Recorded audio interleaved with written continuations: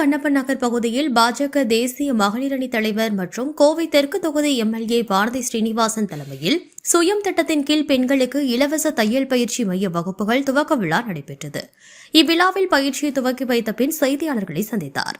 பின்னர் பாரதி ஸ்ரீனிவாசன் கூறியதாவது: பெண்களுக்கு தொழில் வாய்ப்புகளை உருவாக்கி கொடுப்பதற்காக இலவசமான தையல் பயிற்சி அளித்து இலவசமாக தையல் இயந்திரங்களை வழங்கக்கூடிய அந்த திட்டத்தினுடைய தொடர்ச்சியாக இன்று ரத்தனபுரி பகுதியில் புதிதாக இலவச தொழிற்பயிற்சி மையத்தை உருவாக்கி இருக்கிறோம்.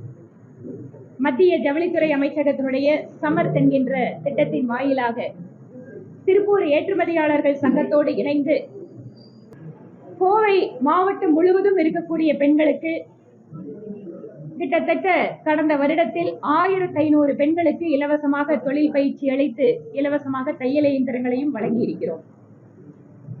இன்று பயிற்சி பெற்றிருக்கக்கூடிய பெண்கள் தொழில் வாய்ப்புகளை அவர்கள் நல்ல முறையிலே பயன்படுத்திக் கொண்டு சொந்தமாக சம்பாதிக்கக்கூடிய ஒரு நிலையை அடைந்திருக்கிறார்கள். இது ஒரு மிகப்பெரிய ஊக்கத்தை எங்களுக்கு கொடுத்திருக்கு. இதன் வாயிலாக இதை தொடர்ச்சியா செயல்படுத்தணும் அப்படிங்கிறதுக்காக இன்னும் 1000 பெண்களுக்கு இதை கொண்டு சென்று சேர்க்க வேண்டும் அப்படிங்கிற விதத்தில் கோவையினுடைய வடக்கு சட்டமன்ற தொகுதியில இன்று இந்த மையத்தை துவங்கி இருக்கிறோம். ஏற்கனவே பல்வேறு மையங்கள் மாவட்டத்தினுடைய பல்வேறு பகுதியில இயங்கிட்டு இருக்கு. கிணத்துக்கடவு, குன்னூர், வால்பாறை, தேரூர் இந்த மாதிரியான இடங்கள்ல கூட எங்களோட பயிற்சி மையங்கள் தொடர்ச்சியா நடந்துட்டு இருக்கு. பெண்கள் உயர்வு என்பதுதான் நாட்டினுடைய உயர்வு என பிரதமர் மோடி அவர்கள் தீவிரமாக நம்புகிறார். சமுதாயத்தில் பாதியாக இருக்கக்கூடிய பெண்களுடைய உயர்வு மிகப்பெரிய மாற்றங்களை அது பொருளாதார ரீதியாக மட்டுமல்ல பல்வேறு விதங்களில் நாட்டினுடைய முன்னேற்றத்திற்கு கை கொடுக்கும் என பிரதமர் மோடி அவர்களுடைய அறிவுறுத்தலை ஏற்று நாங்கள் தொடர்ச்சியாக இந்த பணியினை மேற்கொண்டு வருகிறோம்.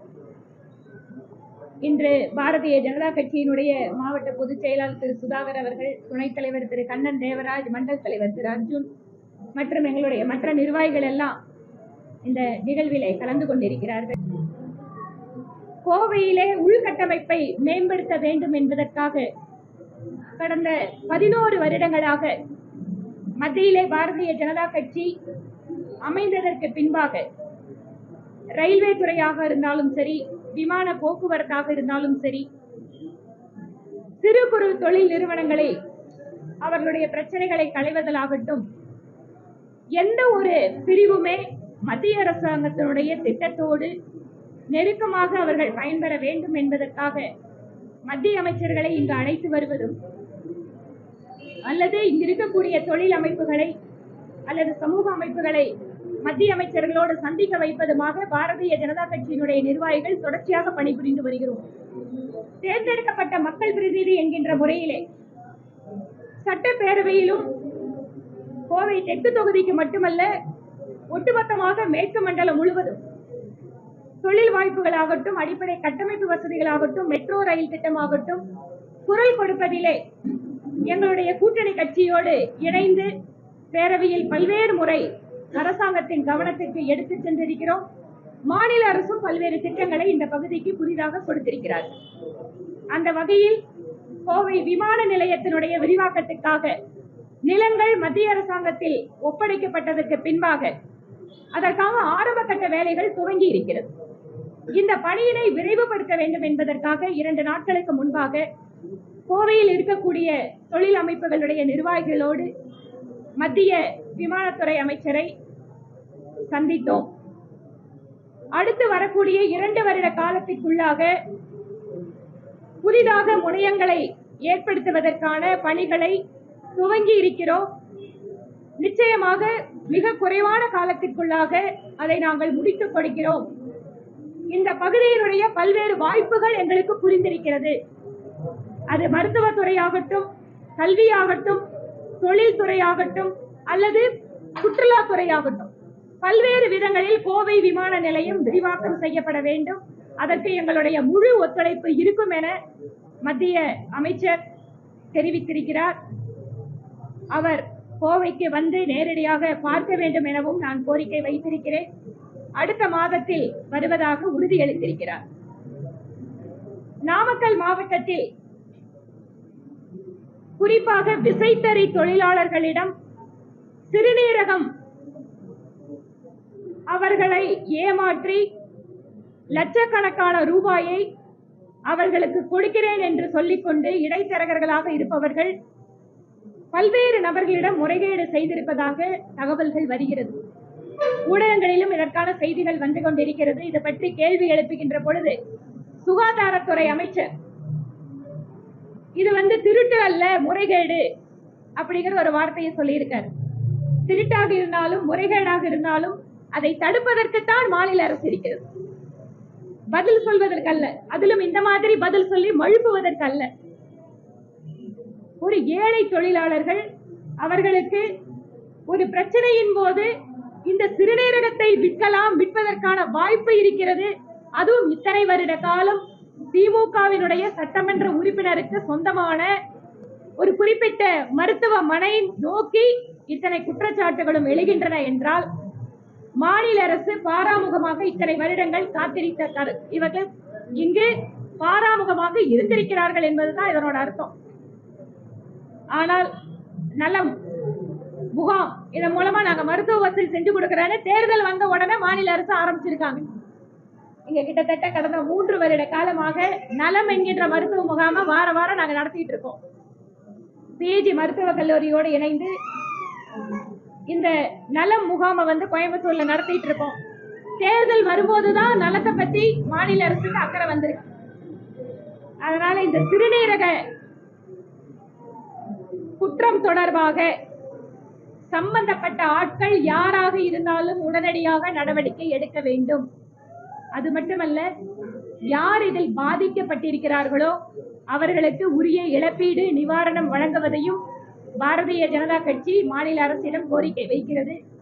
இதையும் மாநிலத்தினுடைய முதல்வர் உடனடியாக கவனிக்க வேண்டும், பாதிக்கப்பட்டவர்களுக்கு உதவி செய்ய வேண்டும் எனவும் கேட்டுக்கொள்கிறோம். எந்தெந்த பகுதிகளில் யார் குற்ற செயல்கள் செய்தாலும் மதமோ இனமோ மொழியோ ஒரு தடையாக இருக்கக்கூடாது.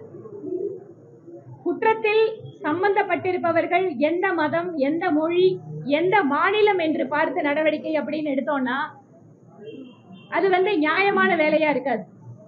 யார் குற்றத்தில் சம்பந்தப்பட்டிருக்கிறார்களோ அவர்கள் மீது நடவடிக்கை எடுப்பது என்பதுதான் ஒரு சட்டத்தின் வழி நடக்கின்ற அரசுக்கு பொருத்தமாக இருக்கும். திருமாவளவன் அவர்கள் திராவிட முன்னேற்ற கழகத்தோடு இப்ப கூட்டணி வச்சிருக்காரு.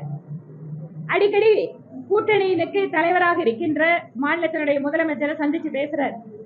அப்ப அவர்கிட்ட என்ன திராவிட முன்னேற்ற கழகம் பிஜேபியோடு கூட்டணி வைத்திருந்தார்களே, அப்போது அவர்களோட கருத்தைகளோடு முழுமையாக நீங்கள் ஒத்துழைந்து அதை ஏற்றுக்கொண்டு கூட்டணி வைத்தீர்களான கேள்வி கேட்கட்டும். அது பதில் சொன்னதுக்கு அப்புறம் நாங்க பதில் சொல்றோம். திறன் அந்த படைப்பு மக்களிடம் கொண்டு சேர்க்கின்ற விதம் இதுக்காக வழங்கப்படுகிறது. நீங்க தமிழ்நாட்டில் எத்தனையோ பேரு மத்திய அரசுக்கு எதிராக, பாரதிய ஜனதா கட்சிக்கு எதிராக, பிரதமர் மோடிக்கு எதிராக எழுதியும் பேசியும் வருகின்றவர்கள் எல்லாம் தேசிய விருது வாங்கி கொண்டிருக்கிறார்கள். அப்படின்னா படத்துல ஒரு படத்துக்கு கொடுத்தது மூலமா அது யாரு ஆதரவு தெரிவிக்கிறாங்கன்னு சொல்ல முடியும்? தமிழ்நாட்டில் நான் எத்தனையோ உதாரணத்தை சொல்ல முடியும். அது பத்ம விருதுகளாகட்டும், கலை கலாச்சாரம் சினிமா மாதிரியான துறைகள்ல விருது வாங்குறதாகட்டும், முழுக்க முழுக்க அது படைப்பு சம்பந்தப்பட்ட விஷயம். நாளுக்கு நாள் மோசமாகத்தான் சென்றுட்டு இருக்கு. சமூக நீதி பேசுகின்ற, திராவிட மாடல் என்று பேசுகின்ற மாநில அரசு முழுக்க முழுக்க சட்டம் ஒழுங்கு, பெண்கள் பாதுகாப்பு, பட்டியலினத்தை சார்ந்தவர்கள் மீதான தாக்குதல், இதை தடுப்பதில் முழுமையாக தோல்வி அடைந்திருக்கிறது. ஒவ்வொரு நாளும் பெண்களுக்கு எதிரான குற்றங்கள், போதைப் பொருள் சம்பந்தமான குற்றங்கள், ஆணவ கொலை சம்பந்தமான ஜாதிய ரீதியான மோதல்கள், இது எல்லாமே அதுக்கு மேல காவல்துறையினுடைய லாக்அப் மரணங்கள். எந்த விதத்திலேயும் ஒரு இடத்தில் கூட இந்த மாநில அரசு சட்டம் ஒழுங்கு, மக்களுடைய பாதுகாப்பை பராமரிக்கிறது என்கின்ற பேச்சுக்கே இடமில்லை. நாளுக்கு நாள் நிலைமை மோசமாகிக் கொண்டிருக்கிறது. அதை மறைப்பதற்காக உங்களுடன் ஸ்டாலின் நலம் முகாம் அப்படின்னு மக்களை திசை திருப்ப பாக்குறாங்க. நீதிமன்றத்தினுடைய தீர்ப்பிற்கு பின்பாக கூட இந்த நலம் அப்படிங்கிற இந்த நிகழ்ச்சியை நடத்துறாங்கன்னு சொன்னா நீதித்துறையின் மீது மாநில அரசு, அதுவும் தேர்ந்தெடுக்கப்பட்ட ஒரு மக்கள் பிரதிநிதிகளை வைத்திருக்கக்கூடிய ஒரு மாநில அரசு நீதிமன்றத்துடைய தீர்ப்பை மதிக்கவில்லை என்றால் குடிமக்களுக்கு இந்த அரசு என்ன செய்தி சொல்ல விரும்புகிறது? ரொம்ப தெளிவா ஆர்டர் போட்டதுக்கு அப்புறம் கூட திருப்பி தொடர்ச்சியா நடத்துறாங்கன்னா நீதிமன்றத்தை மதிக்கலன்னு அர்த்தம். மாநிலத்தினுடைய முதலமைச்சருக்கு உடல்நிலை சரியில்லைன்னு அவங்களே அது நட்பு ரீதியான விசாரிக்கிறதுக்காக போயிருக்கோம் அப்படின்னு சொல்றாங்க. இது ஒரு பக்கம். இன்னொரு பக்கம் கூட்டணி தேர்தல், இது எல்லாமே இன்னும் கொஞ்சம் நேரம் இருக்கு. தேர்தலுக்கு இன்னும் 7 மாத காலம் இருக்கு. அதனால இந்த 7 மாத காலத்துல என்னென்னவெல்லாம் மாற்றங்கள் வரப்போகுதுன்னு எல்லாரும் நம்ம பார்க்க தான் போறோம். தேசிய ஜனநாயக கூட்டணியை பொறுத்தவரை யார் உள்ளே வருகிறார்கள், யாரோடு எங்கள் கட்சி தலைமை பேச்சுவார்த்தை நடத்துகிறது, யாரெல்லாம் வரக்கூடிய காலத்தில் உள்ளே வருகிறார்கள் அப்படிங்கறது எல்லாமே தேசிய தலைமை அந்த நேரத்துல அறிவிக்கும். அப்ப நம்ம தெரிஞ்சுக்கலாம். வருவாங்க. வரும்போது எல்லாரும் ஒட்டு மொத்தமா சேர்ந்து வருவாங்க. யார் இருக்காங்கன்னு உங்களுக்கு தெரியுதா? எல்லாத்தான் இருக்காங்க.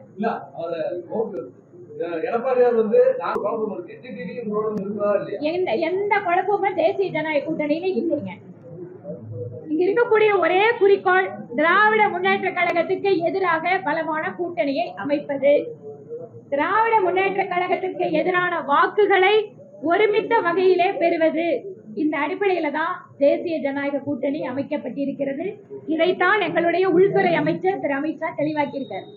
இதுல யார் வர்றாங்க, யாரு இல்ல அப்படிங்கறது எல்லாமே தேசிய ஜனநாயக கூட்டணியினுடைய கூட்டணி கட்சி தலைவர்கள் எல்லாம் பார்த்துட்டு எங்களுடைய தலைமை அறிவிக்கும். ஒரே மேடையில சுயமரியாதை முக்கியம் அப்படின்றது பாஜக கூட்டணியிலிருந்து வெளியே வந்ததுக்கு அப்புறம் சுயமரியாதை முக்கியம், அதனால வெளியே வந்தாரு. ஓபிஎஸ் சுயமரியாதைக்கு இழுக்க பாஜக நடந்திருக்கா? அதை எப்படி புரிஞ்சுக்கிறது? அவருடைய வார்த்தை மரியாதைக்குரிய திரு ஓ பன்னீர்செல்வம் அவர்கள் இந்த மாநிலத்தோட முன்னாள் முதலமைச்சர். அவருடைய இந்த கருத்துக்கு நான் பதில் சொல்றது சரியா இருக்காதுங்க. அது மட்டும் இல்ல, தேசிய ஜனநாயக கூட்டணி கட்சிகள், கூட்டணி தலைவர்கள் இவர்கள் தொடர்பான எல்லா விதமான கேள்விகளுக்கும் எங்களுடைய தேசிய தலைவர்கள் எடுக்கின்ற முடிவு அப்படிங்கறதா இறுதியான முடிவு. அது வர்ற வரைக்கும் நாங்க எங்களோட வார்த்தைகள் எதுவுமே நாங்க சொல்ல விரும்பல.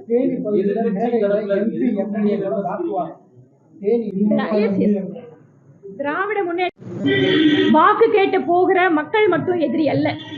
இன்று அந்த கட்சியிலேயே அவர்களுக்குள்ளாகவே ஒற்றுமை இல்லாத சூழல் அப்படிங்கறத ஏதோ வெளியில இருந்து பாக்குறவங்க இல்ல, நீங்களே தான் மீடியாக்கள்ல அதை கொண்டு வரீங்க. நாடு வரும்போது ஒட்டு கேட்கக்கூடிய கருவியை வைத்து ஒட்டு கேட்டது அவரால் சொல்லி தந்தையை மீண்டின தனையன்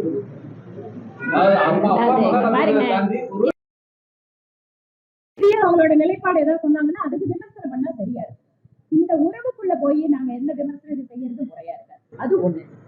ரெண்டாவது, நீங்க இந்த தொலைபேசி ஒட்டு கேட்டு விவகாரம் இதெல்லாம் ஒவ்வொரு நேரத்தையும் ஒவ்வொரு அரசியல் கட்சியும் இதை சொல்லிட்டு இருக்காங்க இல்லையா? அதனால இந்த பாமக தலைவர்களுக்குள்ளாக நடக்கின்ற விஷயங்கள் அல்ல. இன்னைக்கு டெக்னாலஜி மூலமா இன்னைக்கு எவ்வளவோ தூரம் மாறிட்டு இருக்கு.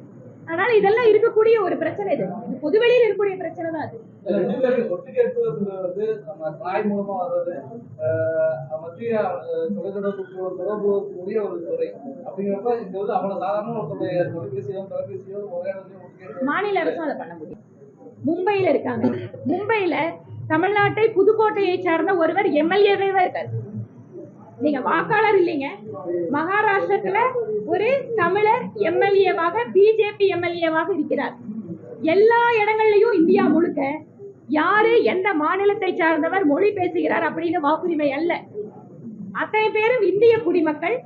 வாக்குரிமை அளிக்கிறதுக்கு குறிப்பிட்ட வருஷம் ஒரு இடத்துல வசிக்கணும், இத்தனை வயசு ஆயிருக்கணும்.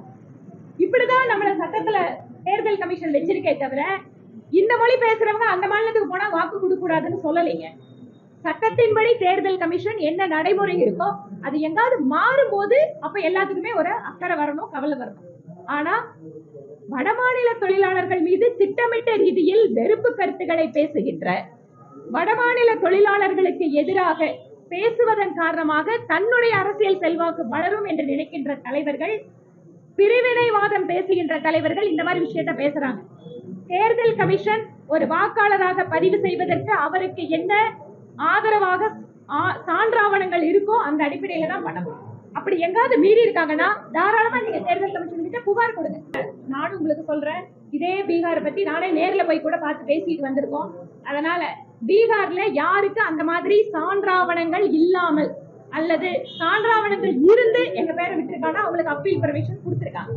யாரெல்லாம் அவங்க கிட்ட உண்மையான ஆவணங்கள் இருக்கோ யாரும் வாக்காளர்ல இருந்து எடுக்க மாட்டாங்க. அப்படி எடுத்தா அவங்க உடனடியா அந்த மாவட்டத்தோட அதிகாரி பார்த்து உடனே கொடுத்து சேர்த்துக்கலாம். நம்மளுக்கு நம்ம ஊர்ல இருக்கிற நடைமுறை தாங்க அங்கே இருக்கு. ரொம்ப நன்றிங்க தம்பி. நீங்க 1500 பேருக்கு புது மிஷன் கொடுக்கறத 2 கண்ணுல தானே பாத்தீங்க, புரியுதுங்களா? அதனால புது மிஷன் எல்லாத்துக்கும் கொடுக்குறோம். டெக்னாலஜி டெவலப் பண்றது அவங்களுக்கு அடிப்படையில இருந்தா ஆரம்பிக்கணும் இல்லையா? 1வது படிச்சுட்டாம்பா 10வது போக முடியும். எடுத்தோன்னே நான் டிகிரி கொடுங்க எப்படிப்பா கொடுக்கறது?